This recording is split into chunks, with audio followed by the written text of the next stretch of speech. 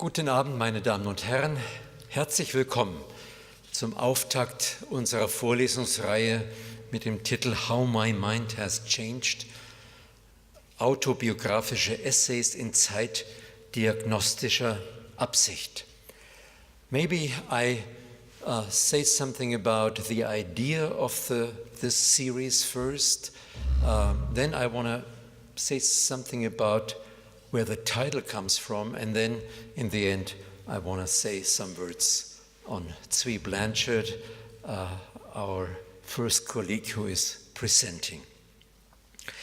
So it was 50 years ago, on the 11th of April 1968, when Rudi Dutschke, one of the leaders of the student movement, was shot here in Berlin. And then in May, exactly 50 years ago from now, tens of thousands of students protested against the so-called state of emergency laws at that time. It was a big movement, and some of the protesters radicalized. They became part of a terrorist movement, but many others decided to change society through a strategy which they called in German den Gang durch die Institutionen. So you make your way through the institutions in order to change society. And I think we all realized that many things changed over the past 50 years. So it was a movement first, and now sort of a cultural change has taken place. But at the same time, the past couple of years, we also realize that there can also be movements from a very other political spectrum. So the new political right in Germany all of a sudden is very much interested in how did the students in the 68 movements, how did they make it that they became so successful, and what kind of methods and strategies did they use in order to cause this kind of cultural revolution. So at the moment we are experiencing, not only in Germany, but I guess I would say all over the Western world, a new movement which sort of wants to change society again. And funnily enough, the so-called identitarian movement is really studying what was going on in the 68ers times. My idea for setting up this series of presentations was that everyone who is talking and presenting has gone through that period of time, and they had been influenced in one way or the other through these times of what happened around 68. And so my idea was that everyone who is trying to understand what changed society, that everyone is also asking him or herself, how did I change? So in which sense did my mind change?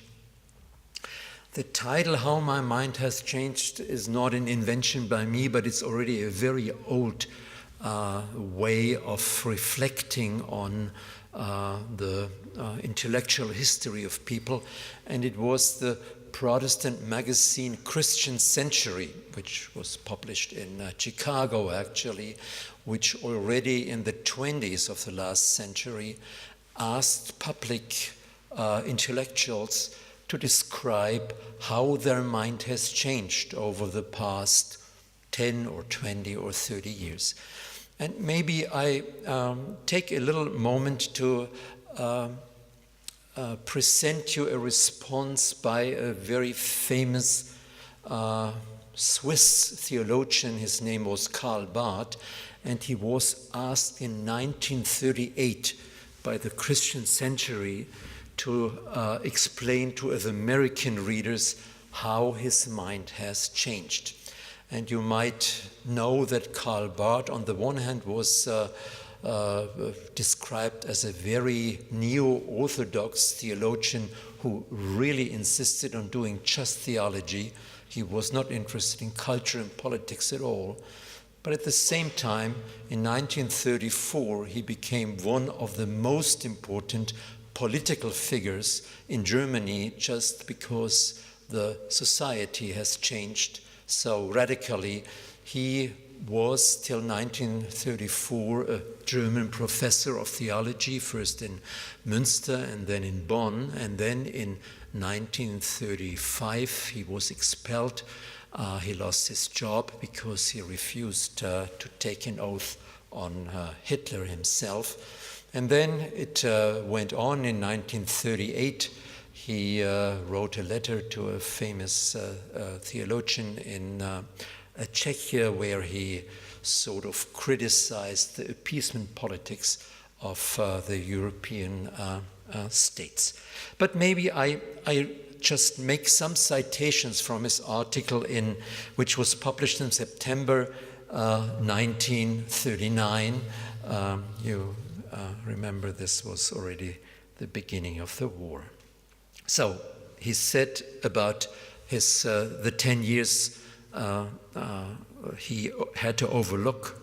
He said, just about the same time of the year in 1928, I sat at the same desk in a small house of my own in Münster in Westphalia, a Prussian professor, and after 7 years spent in Germany, nearly on the point of becoming something like a good German. But 7 years later, in 1935, during which time I had moved from Münster to Bonn, I had been discharged from my excellent teaching work there, and today I find myself here in my native city of Basel. A decade ago, I should never have dreamed that such a thing could happen to me. What happened? First of all, this happened, and this one must keep clearly in mind while seeing the whole. There was given me a gigantic revelation of human lying and brutality on the one hand, and of human stupidity and fear on the other. The thing that has changed, therefore, has not been me, but the situation in which I have spoken and the resonance with which I have had to speak. That has changed tremendously. Accordingly, the ensuing repetition of my doctrine and teaching became practice, decision, action. The lies and the brutality, as well as the stupidity and fear, grew and have long since grown far beyond the frontiers of Germany. And Europe does not understand the danger in which it stands. Why not? Because it does not understand the first commandment. Because it does not see that National Socialism means the conscious, radical, and systematic transgression of the first commandment. Because it does not see that this transgression, because it is sin against God, drags the corruption of the nations in its wake. This was a clear sentence, and I don't expect such a clear statement from the colleagues who will present. It might be a much more way of discussing and more thoughtful way of talking about what's happening, because our situation is not a state of exceptionality and emergence, but rather a state of where our democracy is still able to cope with what's going on, but we should be very alert, I would say. Zvi Blanchard, who is presenting tonight, is the first professor of Jewish law in Germany, and we are very happy to have him here. I think the law faculty is happy, and Herr Heger is here also to, in a way, to represent the law faculty here, but also the theological faculty is very delighted and very, also proud, Zvi, to have you with us. Zvi Blanchard not only taught at the law faculty Jewish law, but he also, all the 11 years, he taught on the one hand rabbinic reading of the Old Testament, which was extremely inspiring to all those who attended these classes. And he also taught classes on psychology of religion, which was also very well received in our faculty, because Zvi's competence goes far beyond just law, but includes theology, psychology. And so we are very, very happy, Zvi, that you agreed to be the first in our series of lectures, How My Mind Has Changed, and you will talk about reason, revelation, and experience. And thank you for being here, and thank you, Zvi, for talking to us.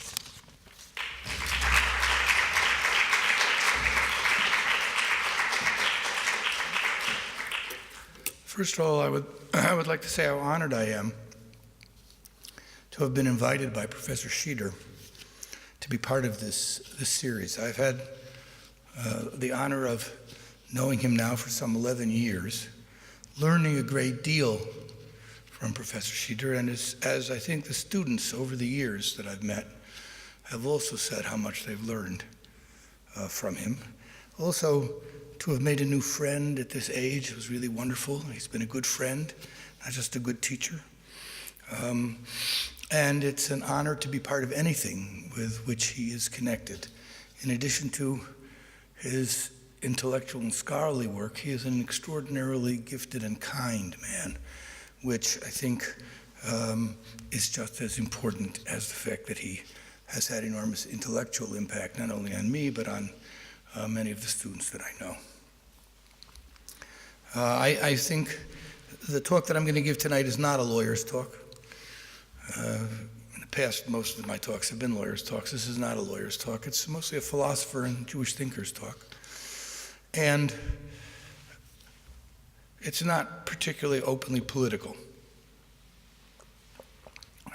I guess I'm an honorary 68er, but the talk is not about that. It's an autobiographical talk, which means I'm not going to put forth a thesis and provide arguments to defend it or to convince you that it's true. It's about my life, but it's not only about my life, because the changes that I'm going to be talking about are changes that have also been part of the lives of many of the people, I think, in my generation. And they're important to think about and note. The first I would say is, we come out of the Middle Ages with a very strong interest in the question of the relationship between reason and revelation. But by the time you get to the 1960s, when I was in school, that debate has changed. It isn't that there aren't some people talking about it, it's that there are a lot of us talking about something else, which is part of the same ongoing concern. Reason has been replaced, I think, by science in its part. We're worried about science and scientific thinking, and we're connected to the truth of science. And over against science, the challenge is not so much any longer revelation. The challenge is now the emergence of personal religious experience and the importance of religious experience. So it seems to me that one of the important things that did happen is a move from focusing on the classic debate between reason and revelation to a move on the debate concerning what's the relationship between science, especially the empirical sciences, the natural sciences, and the social sciences, and what I would call religious or spiritual experience. Secondly, in addition, there was a shift away from the kind of reductionism that was very powerful well into the 60s. Reductionism is the notion that when you speak in religious or spiritual language, you need to reduce or eliminate it in favor of an alternative language. You say, well, it's really about psychology. No, it's really about something else. And reductionism was certainly, since Freud, the major way of approaching religion. Not the only way of approaching, but the major way of doing so. And I would say one of the things that's changed over the last 15, 20, even 25 years is a move to be more open to not being reductionistic, So to anticipate, this is sort of the elevator speech. Okay, what I'm going to talk about is how I began my university life teaching as a professor of science of the philosophy of science and of logic. Okay, I had great neo-Kantian teachers, okay, but all my approach to religion, the one that I adopted and believed in, valued reason above all else, but reason understood as a commitment to science and the role of science in human culture, natural science and social science. The first move I begin to make is to begin to see that science itself requires value judgments. It requires ethics. It requires aesthetics. It requires considering the consequences and costs of adopting hypotheses. And from there, okay, as I begin to see there are multiple ways in which the same evidence can be considered by scientific theories, and there are more ways than one to build a scientific theory that accounts for the evidence. And so the scientist has to also be a person who makes choices concerning costs, benefits, values, ideals, and moral models.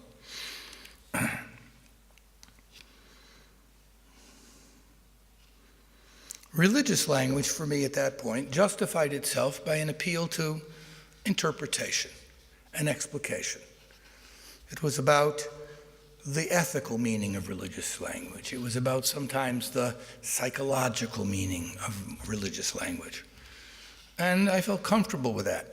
It didn't put any problems in terms of my view of science, and it didn't put any problems in view of my view of ethics, and it didn't give me any problems as a psychologist either. Now, I'm not in that same place anymore. That's the change we're going to talk about. I haven't gotten rid of science, I haven't gotten rid of ethics, I haven't gotten rid of psychology, I haven't gotten rid of any of that. But I have added to my list of experiences and languages which are prima facie to be accepted without further justification, the language of religious experience. Doing philosophy is still very important to me. And I said I haven't given up my commitment to other languages, but I have discovered a commitment to an independent religious language and an independent religious experience that cannot be reduced to or replaced by philosophical, psychological, or ethical language, and that does not need a philosophical, psychological, or ethical explication in order to either be meaningful or to be worthy of acceptance. And this, tonight, is the story of that change. That's the elevator speech. That's what you're going to hear about. Step one, doing science necessarily involves pragmatic value judgments. I had a pragmatic orientation even as an undergraduate at university, and when I wrote my dissertation, I wrote it from a pragmatist's point of view. Meaning and truth were always connected to the actual consequences of adopting a particular belief. And in this sense, the consequences of building, constructing, and accepting theories and hypotheses were also connected to the real consequences of making that choice. I often asked, so what difference does it make if you accept this versus that? How would that affect life at all? But what first got me thinking most seriously was an article by Richard Rudner. He was my, I guess you'd say in Germany, Doktorvater. He was a terrific teacher, and he wrote a brilliant article called The Scientist qua Scientist Makes Value Judgments. In that, he reminded us that all of science is based on probabilities. You have no logical certainty in science. You have only probabilities. There are more probable and less probable hypotheses. And that means that you can make two very important kinds of mistakes when you do statistical hypothesis testing.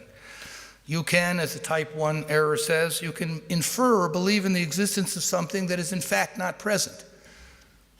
The evidence seems to support it, but it's not complete. It's a probability, and it turns out that you're wrong. It isn't present. There's a type 2 error, which is that you accept the absence of something that in fact is actually present. You have a correlation present, you don't accept it because the evidence doesn't seem strong enough.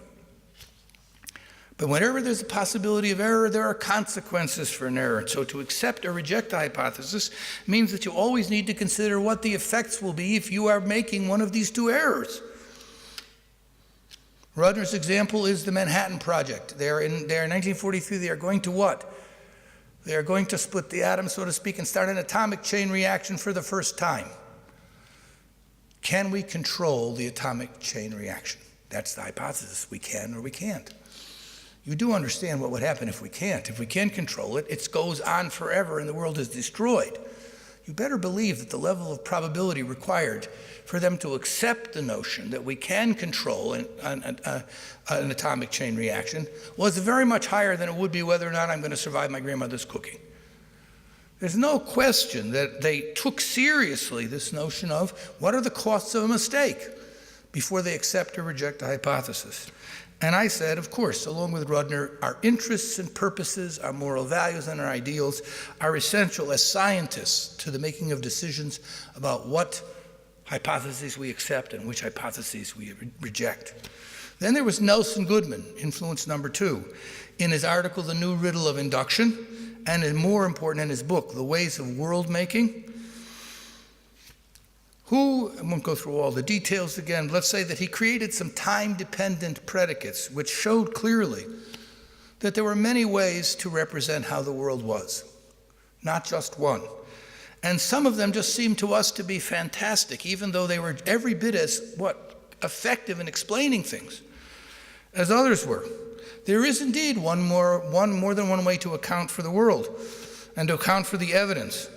And in order to decide which way you're going to select, he was able to show, at the very least, you would start by saying, we prefer predicates that are entrenched, predicates we've been using for a long time that already fit into the way we talk about things. We prefer those as predicates to put into our theory to project forward and predict what we think is going to happen. But that's a value choice. It's a value choice to what? To continue to use the inherited language and beliefs of the scientific community of which we are a part. And all of a sudden, I heard a little voice whispering in the back from Gadamer and the hermeneutic movement saying, I told you, you can't do science unless you take seriously inherited languages, beliefs, and positions. Because you don't even know which predicates to prefer. But of course, your other interests and purposes will have an effect on which predicates you choose for your theory. Okay, and the cost of an error will have an effect on which predicates you choose for your theory. Okay? And since, of course, you'll like elegance, of course you'll like aesthetic qualities as well. It's not just costs of error. Ugly theories are to be rejected also, the way ugly realities are. But the bottom line was that you're going to think about the cost of an error when you're adopting your theory once again. You're going to look for what fits with what you've been doing, what moves forward closest to what you've been doing, and what seems reasonable. Even though there are lots of other alternatives that you can imagine, you will not select them. You will move forward on the basis of values. So that made, I guess it wised me up, as we would say in English. It made me a little wiser about how science operates. It made me a little wiser about how science operates and how important the consideration of practical consequences, costs, moral ideals is in the designing of theories and the making of choices and how to describe and predict. The big story, though, the longer story now, takes place in what I would call a section on philosophy, religion, and language. I'm going to be moving back and forth between language and experience, because at that point I would say I was heavily involved in linguistic philosophy. It took me a long time to get past linguistic philosophy to also have experience involved, but I got there. It started in a simple way. I was a colleague for 10 years with a really great teacher, Stephen Schwarzschild. He was the living embodiment of Hermann Cohen in the United States, one of the most important, I would say, neo-Kantian philosophers, and he had enormous influence on me and a number of other people as well. But he had a particular way of looking at religious language. Whenever he and I would be talking, and he was also an observant Jew, and I said something in standard Jewish religious language, he would look at me and say, Mr. Blanchard, I assume you have a suitable philosophical explication for that idea. Meaning, if you want to believe, I assume that you don't believe this the way you just said this, you're going to give me a philosophical replacement for it, because the philosophical replacement is believable, but what you just told me is, Okay. So I realized we use multiple languages. Of course we use multiple languages. We use them all the time. We live in multiple bodies of discourse, and to the extent that Wittgenstein is correct, that to learn a language is to learn a form of life, we live with multiple forms of life. And the center of this it was at that point in my development, the distinction between literal language and metaphorical language. That was the choice. It was binary. There's a primary language. It hugs ordinary life.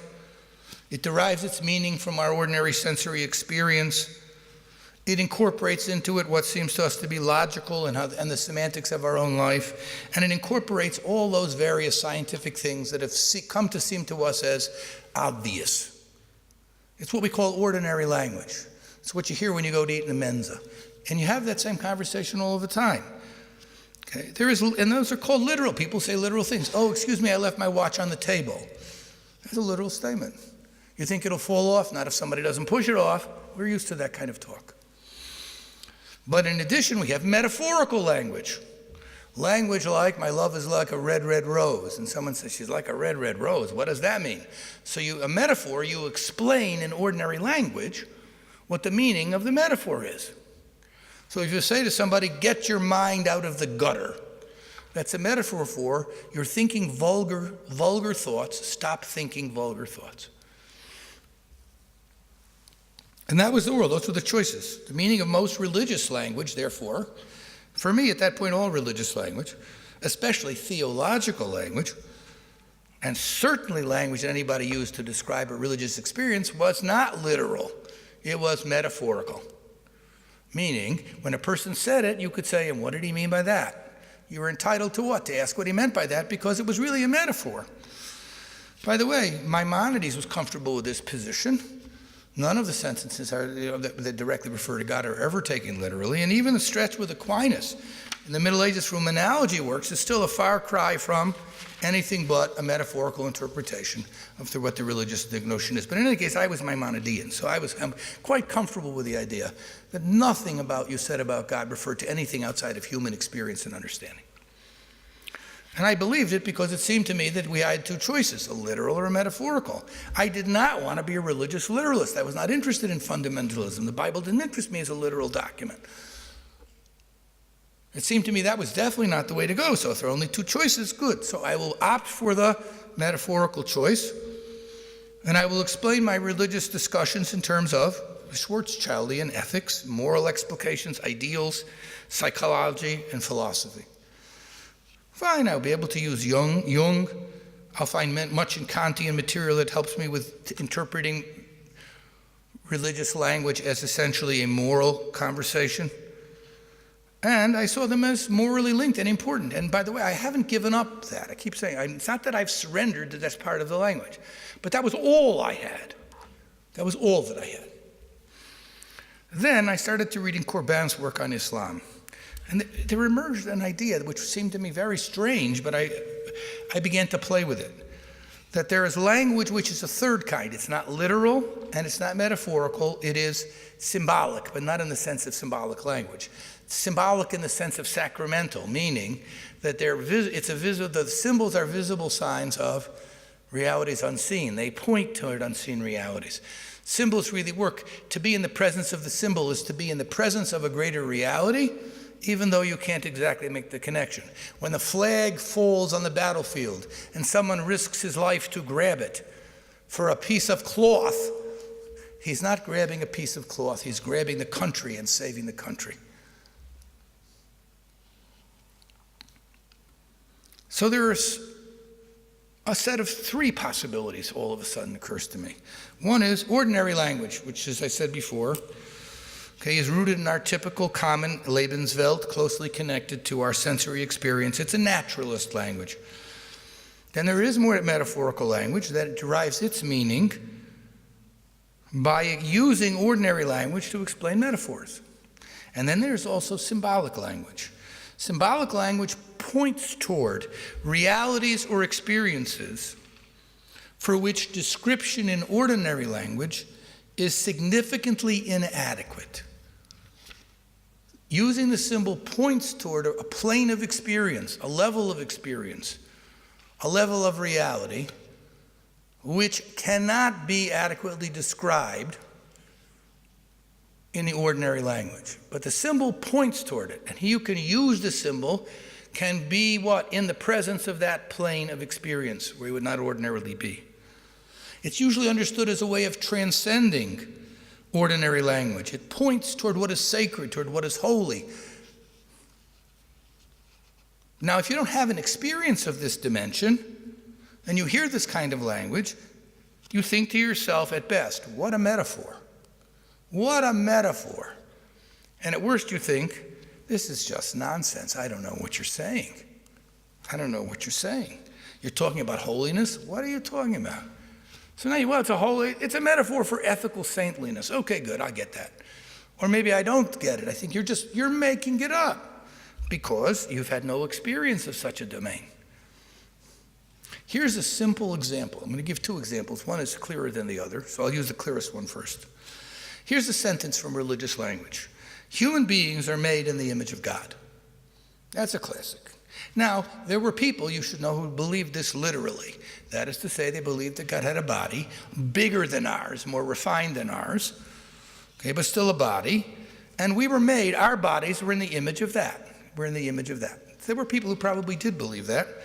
It's possible that a good number of Jewish mystics believed in that, plus others believe it, and there's some evidence even that Rashi believed it. So some people took it literally. Most classical medieval Jewish thinkers and moderns took it metaphorically. When I say human beings are made in the image of God, I mean human beings are of intrinsic or infinite value. They are of intrinsic or infinite value. And we are obligated to treat human beings as ends in themselves and never as objects to be used for our own private purposes. There you have an ethical translation, okay, of the claim that human beings are made in the image of God, okay, and that is metaphorical. It's a metaphor, meaning, I'm using the word metaphorical, meaning it introduces philosophical explication, ethical explication of that sentence. Okay. Now you say to yourself, what does he mean? How is he going to make this symbolic? How's that going to possibly work? Symbolic works like this. Somebody looks at you and says, human beings are made in the image of God, and as a result, I can tell you that we are able to encounter and even experience God when we fully encounter and experience another human being at their deepest level. I too am made in the image of God, and hence if I go deeply within myself, as the Baal Shem Tov, the Hasidic master, would say, if you go deeply inside yourself, you experience and encounter God. No, I'm not talking about a metaphor. I'm talking about a real plane of experience. No, I'm not substituting ethical values for this. I'm telling you, when I meet another human being and pay careful attention, I feel myself to be in the presence of God. That gesture, well, what's that like? I said, that's the problem. I can only use more religious language to explain it to you. Of course, there are those people who are not going to believe in this kind of objective reality to which the symbol points. They're going to have to say, well, it's at best a metaphor. Or today we would say, you really mean that psychologically. You really mean that psychologically. I have a friend who always, when I say one of these things, says to me, oh, come on, you mean that psychologically. Okay? But as Wittgenstein famously said, don't ask for the meaning, ask for the use. And this kind of language is not used metaphorically, and it is not used literally, it is used symbolically.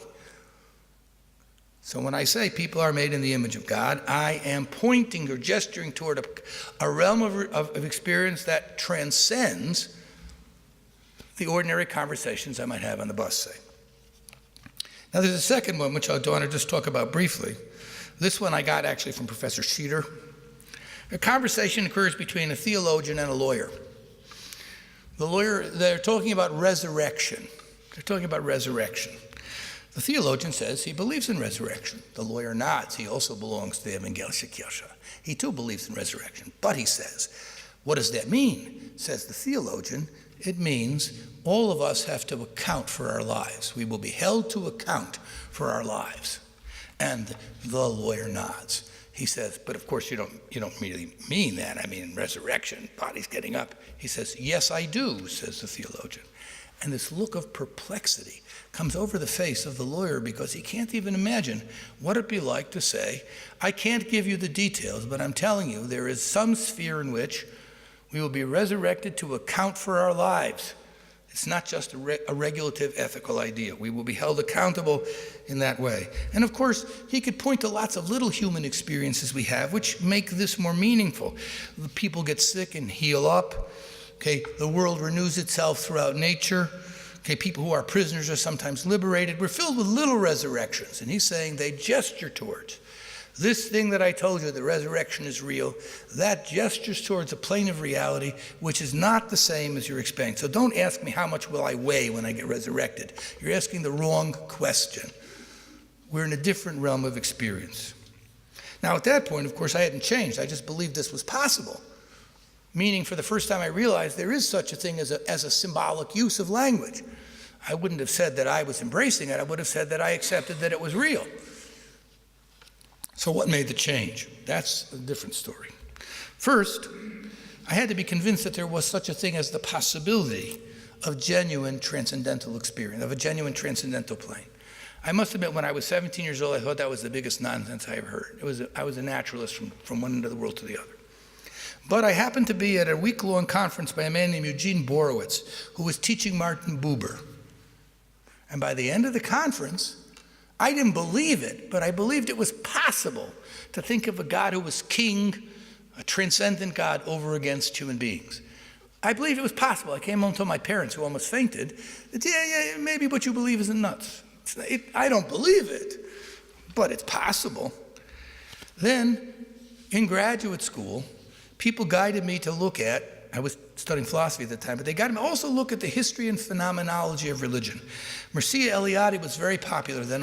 In these days, they're giving him a hard time because we've returned to a preference for the naturalist study of religion. But at that time, what we were discovering was a phenomenology of religion, meaning that if you looked at many religions, you were able to see ongoing linguistic structures, similar language, similar functions, the notion of a center, for example, functioning. You could apply it in a number of different places. I begin to see, gee, really, these symbols do seem to function. They do seem to be found. Fire works a certain way. Water works a certain way. I wasn't surprised that people were transformed by immersing in water and coming up, whether it was Christian baptism or Jewish purification or people bathing in the Ganges. I began to see you have similar things occurring again and again. And that fit with the notion of what? Of the symbolic value of doing this. It wasn't a metaphor. For them, it was a real gesturing toward a change in ontological structures, but for me, the linguistic was enough.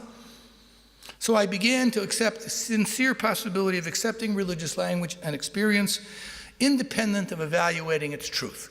That's a phenomenological move. That's Husserl moved into the history of religions, and it convinced me, yes, we can think about things this way, even if I'm not thinking about what I believe, but how it actually works and functions.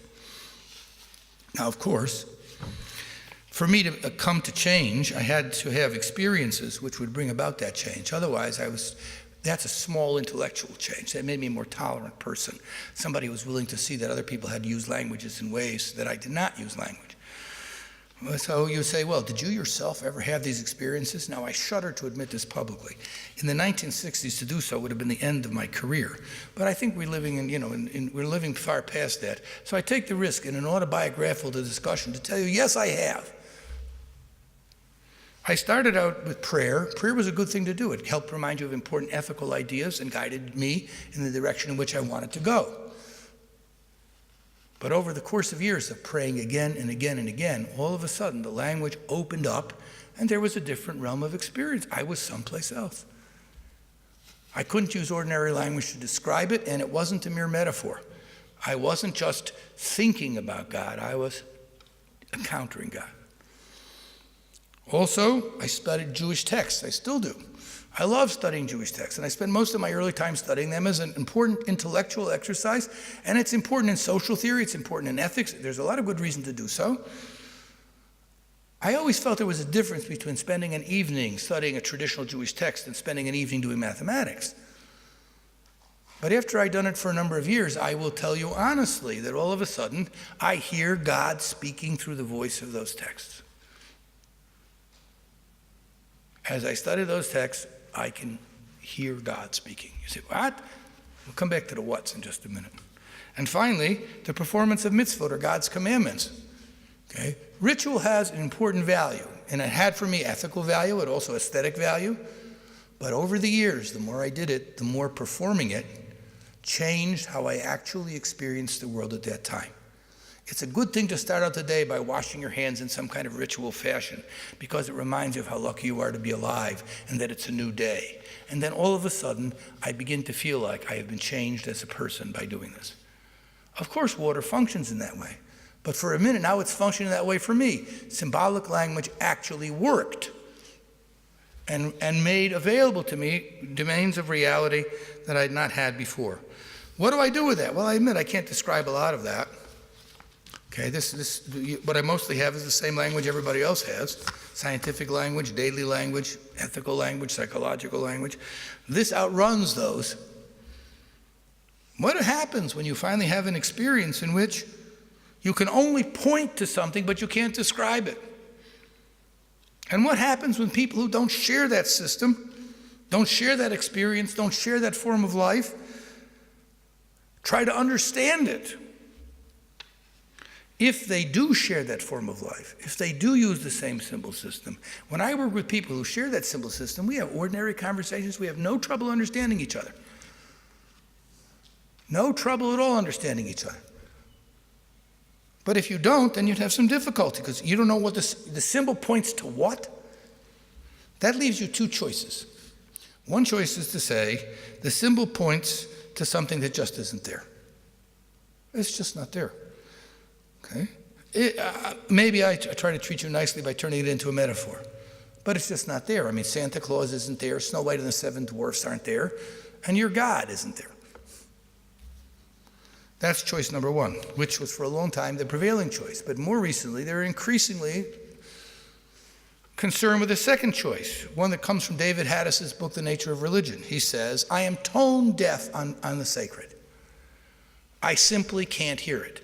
But in my study of religion, I see that a lot of other people do hear it. Not just now, but over the entire course of human history. So it seems to me that there's something there. I can't experience it, but there is something there and needs to be paid attention to, even if I don't. Of course, a person who's tone deaf will not experience Beethoven's symphony in the same way that somebody who isn't tone deaf will. If you try to explain to him why it's so beautiful, he'll stare at you like you're crazy. And the person who's colorblind, shown the works of Rembrandt, thinks, what's this about?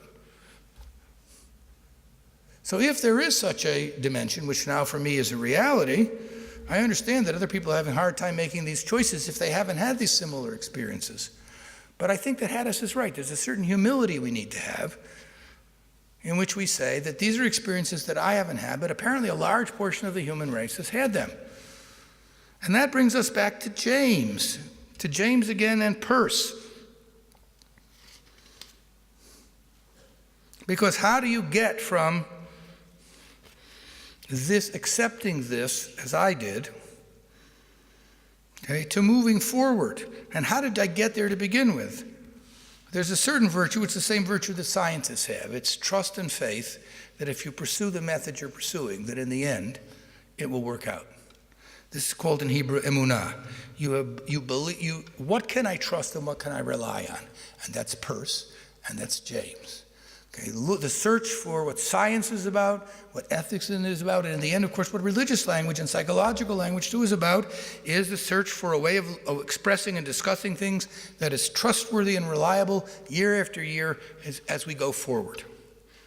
And James admits, as I would admit, that faith in God is not the same thing as having knowledge. I'm not claiming knowledge of God in the ordinary sense of that. Okay, it's a little different from science. I'm not imagining that. However, you can't ignore the question because, as he would quote, it's a live option. Religion presents us with two claims, most Western religions anyway, with two claims, says James, that have to be considered seriously because they have such significant consequences for human life.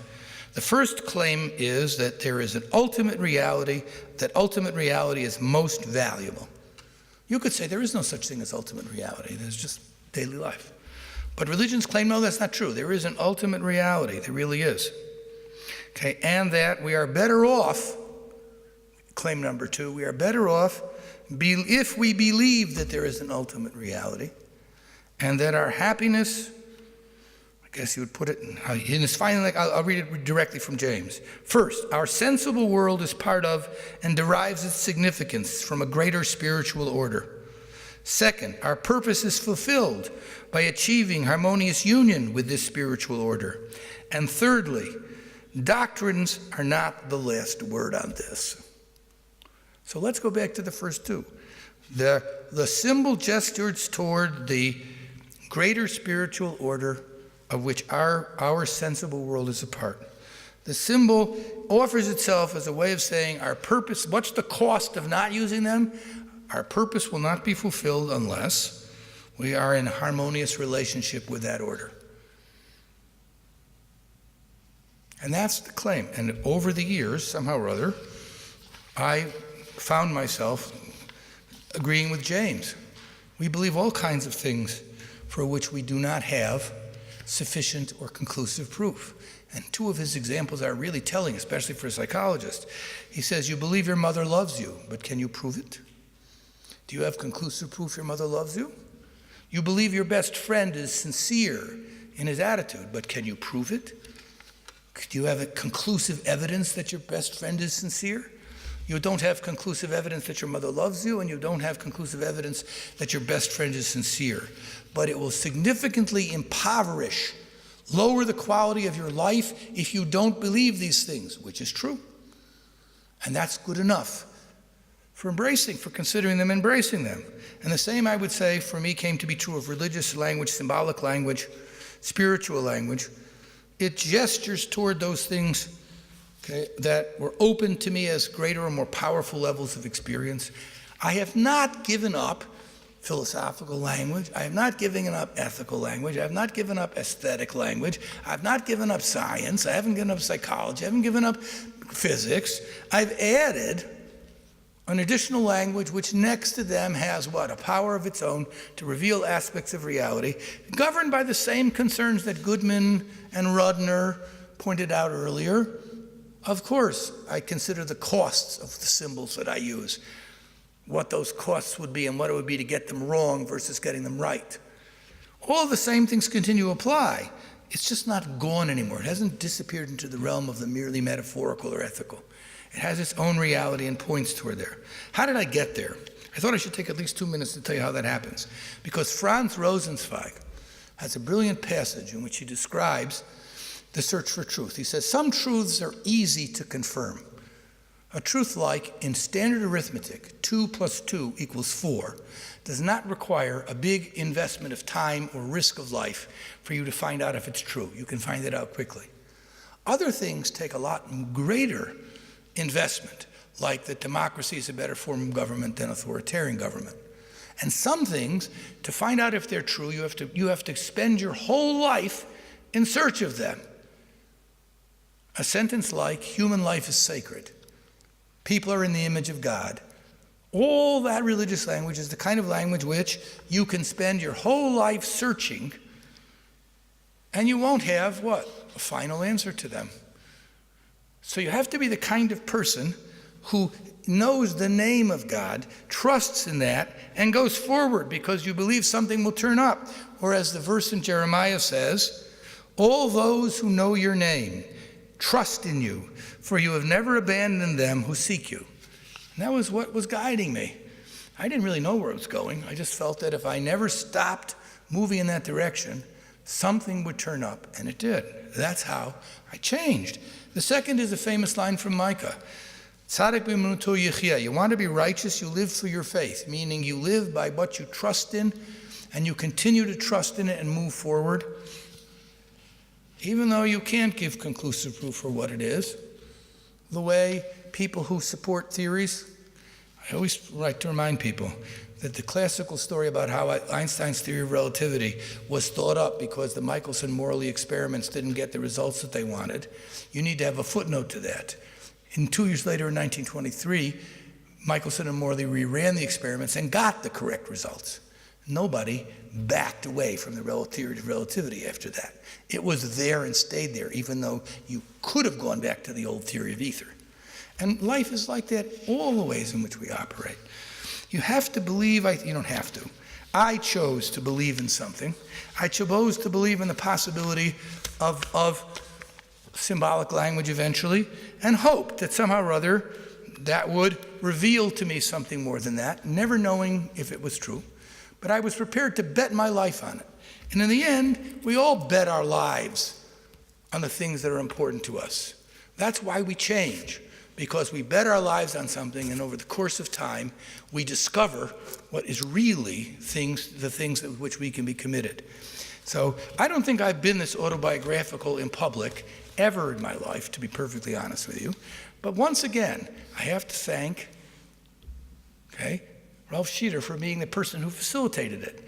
So many changes that I have undergone, I guess as a person, are due, my dear friend Ralph, to you, that I can never thank you for.